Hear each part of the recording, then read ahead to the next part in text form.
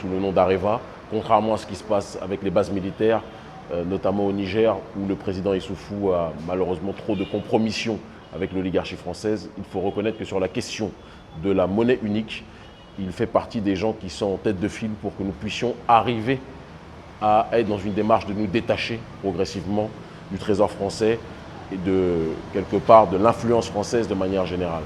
Donc, nous constatons, nous entendons, je tiens à préciser aussi que lorsque nous étions allés à Niamey pour un congrès panafricaniste et de lutte contre le néocolonialisme français, le président Issoufou nous avait envoyé un émissaire pour justement nous dire qu'il était beaucoup plus avec nous sur ce côté de cette monnaie, sur le terrain de cette monnaie unique, que nous ne le pensions. Et on lui avait rétorqué que notre problème n'est pas qu'il soit ou pas pour la monnaie unique, mais qu'il soit dans une démarche globale d'être contre le néocolonialisme français, chose qui à nos yeux n'était pas le cas. Donc nous partons du principe qu'il y a une guerre d'influence, mais le problème est que la Côte d'Ivoire est le pays qui pèse le plus au sein de l'UEMOA, beaucoup plus que le Niger. Et donc lorsque le président de la Côte d'Ivoire dit qu'il veut qu'on garde le taux de change fixe et que cette monnaie soit arrimée à l'euro et donc soit liée au trésor français, il est dans une démarche de prolonger ou de créer un continuum avec l'oligarchie française de manière générale, et il veut faire en sorte que la monnaie éco ne soit rien d'autre qu'un duplicata, quelque part, du franc CFA. Et c'est ce contre quoi nous nous battons. Est-ce que le président Issoufou aura la possibilité de faire suffisamment pression? Est-ce que les autres présidents africains, que sont les présidents du Ghana, les présidents du Nigeria, seront dans une démarche d'être suffisamment solides face à la Côte d'Ivoire? Normalement, économiquement, oui, mais les choses sont complexes. Et notre problème est que ce sont les premiers pays qui vont influencer le destin proche et lointain de la monnaie éco. Et les premiers pays qui vont utiliser la monnaie éco en Afrique de l'Ouest, malheureusement, qu'on le veuille ou pas, c'est les pays de l'UEMOA, où le poids lourd, c'est Alassane Ouattara. Donc on est obligé d'être à l'ère de cette situation. Et les pays de cette zone-là, d'Afrique de l'Ouest et d'Afrique francophone en priorité, ont le devoir de prendre leurs responsabilités. En tout cas, la société civile tente de le faire. C'est dans cette démarche que nous nous situons.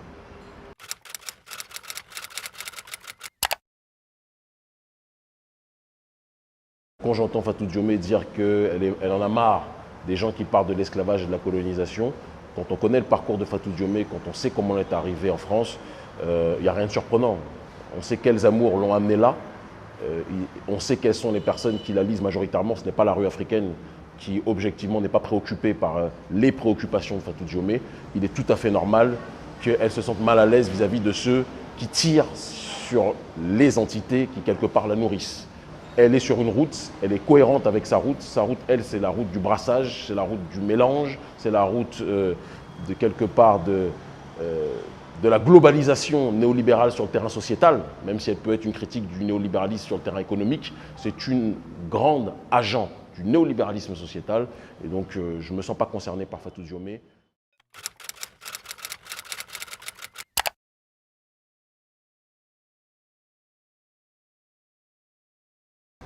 Je pense que la réponse est dans la question.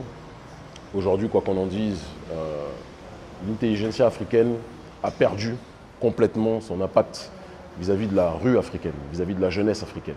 À une certaine époque, bien longtemps avant l'émergence des réseaux sociaux, étaient audibles auprès du peuple uniquement ceux qui étaient validés par les médias occidentaux.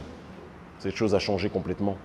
Aujourd'hui, les réseaux sociaux, les radios locales, les médias locaux font en sorte qu'on n'a plus besoin de passer sur France 24, RFI ou autres pour être audible vis-à-vis de son peuple. Et donc il y a un ancien circuit auquel l'intelligentsia africaine est attachée, parce qu'elle a fini par croire que pour exister, il fallait être accepté dans le regard de l'oligarchie française. Et de l'autre côté, il y a une jeunesse autodéterminée qui est dans une optique de ne pas chercher l'aval du maître colonial ou du maître de la plantation néocoloniale, mais qui veut simplement se faire entendre vis-à-vis de son peuple et défendre les intérêts de sa population. Donc, j'aime pas le terme idole parce que je ne sais pas ce que ça veut dire. Je pense qu'il y a une grande partie de la jeunesse africaine qui est sensible au message qui est le nôtre, parce que nous nous battons pour l'autodétermination de notre population, nous nous battons pour la souveraineté africaine, nous nous battons pour la souveraineté de nos peuples dans la diaspora, d'accord, aussi, parce que l'un ne peut pas aller sans l'autre. Nous sommes dans une dynamique garvéiste, nous pensons que nous devons former un bloc civilisationnel pour nous faire entendre dans ce concert des nations.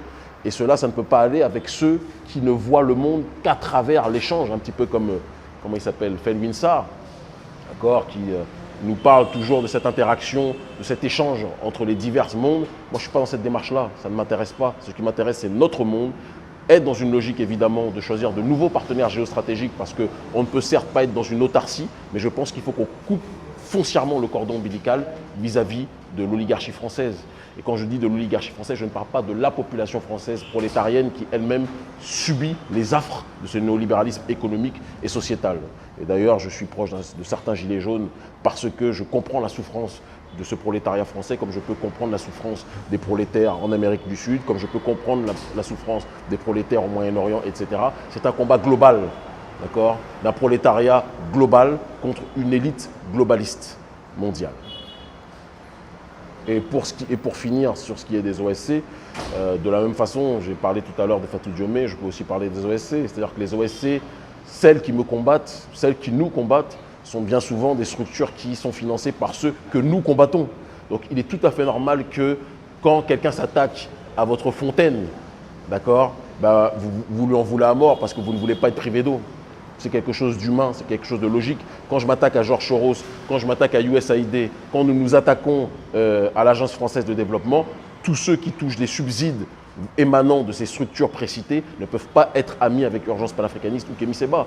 Mais de l'autre côté, on est proche des résistants sur le terrain, ceux qui résistent comme nous sur le terrain. On est proche de Biram Dahabé, d'un de nos plus proches collaborateurs, qui est la figure de proue de la lutte contre l'esclavage en Mauritanie. On est proche du député panafricaniste Oumarou Abdourahmane, qui est un combattant de la liberté du côté du Niger, d'accord, taxé de populiste par l'oligarchie occidentale, mais qui est quelqu'un proche des préoccupations du peuple. Il faut le préciser, on est proche du président Roch-Marc Kaboré, que nous aimons, même si nous pouvons avoir des différences d'approche sur un certain nombre de points. Il faut aussi qu'on puisse être capable de le dire. On est proche d'un certain nombre de gens, d'un certain nombre de structures, mais on est surtout proche de ceux qui sont prêts à tout pour obtenir l'autodétermination de leur population.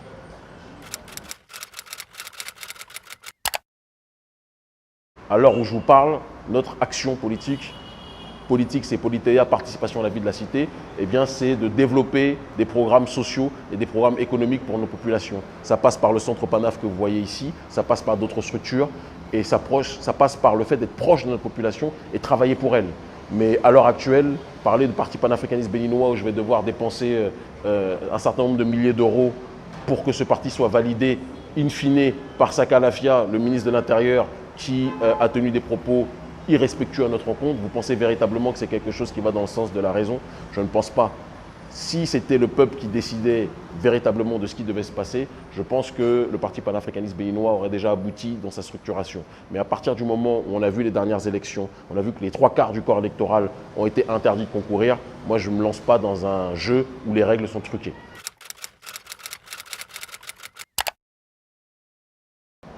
Le premier partenaire rêvé de l'Afrique, c'est l'Afrique elle-même. Parce que je pars du principe qu'on est une terre suffisamment grande quand on prend l'Afrique de l'Est, l'Afrique de l'Ouest, l'Afrique du Nord, l'Afrique du Sud, l'Afrique centrale. On est suffisamment fort et nombreux pour pouvoir être une puissance mondiale, pour pouvoir être la puissance mondiale de manière générale. Mais tout dépend aussi de la compréhension que nos élites ont de la réalité politique et géostratégique dans laquelle nous vivons. Tant que ces élites africaines passeront leur temps à penser que l'Occident est notre seul interlocuteur et que sans l'Occident, nous ne pouvons pas nous développer, jamais nous ne pourrons avancer. Il faut qu'il y ait aujourd'hui une prise de responsabilité par rapport au rôle majeur que l'Afrique peut jouer si cette Afrique est capable de se préoccuper de ses propres richesses et de prendre soin de ses propres richesses. Mais tant qu'on laissera d'autres structures transformer nos ressources et les exporter par la suite et qu'on laissera la population vivre en dessous du seuil de pauvreté alors que nos terres sont dans une démarche de nourrir l'humanité dans sa globalité, on ne pourra pas avancer. Donc il y a un travail de fond à faire. La société civile doit prendre ses responsabilités, on doit être les vigiles de notre propre destinée. Il n'y a que comme ça que nous pourrons être dans une logique d'interagir avec le monde, d'accord, et pouvoir peser dans ce concert des nations et lutter contre l'injustice sociale qui est le cancer des nations.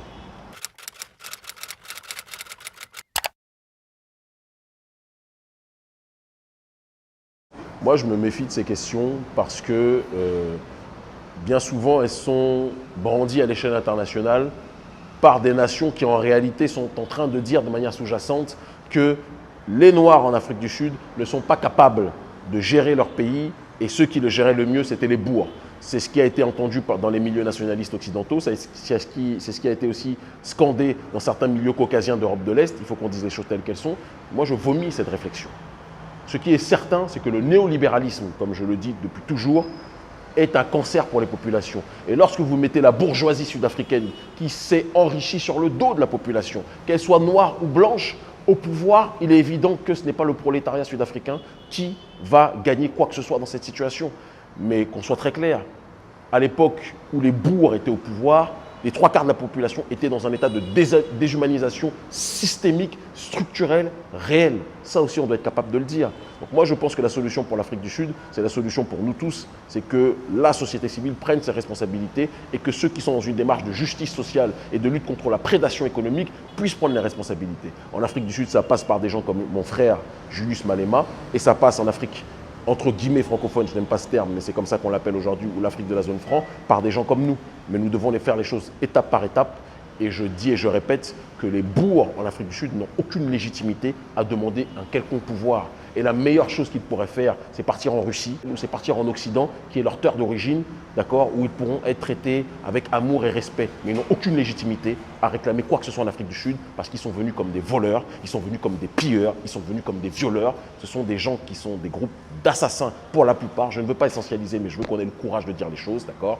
Ce sont des colons.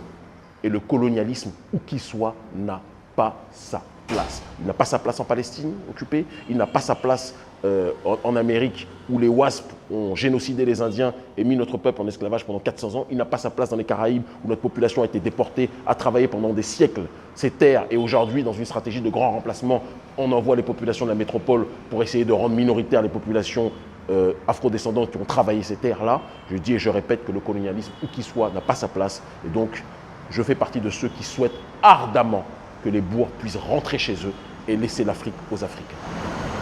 Merci. C'est moi qui vous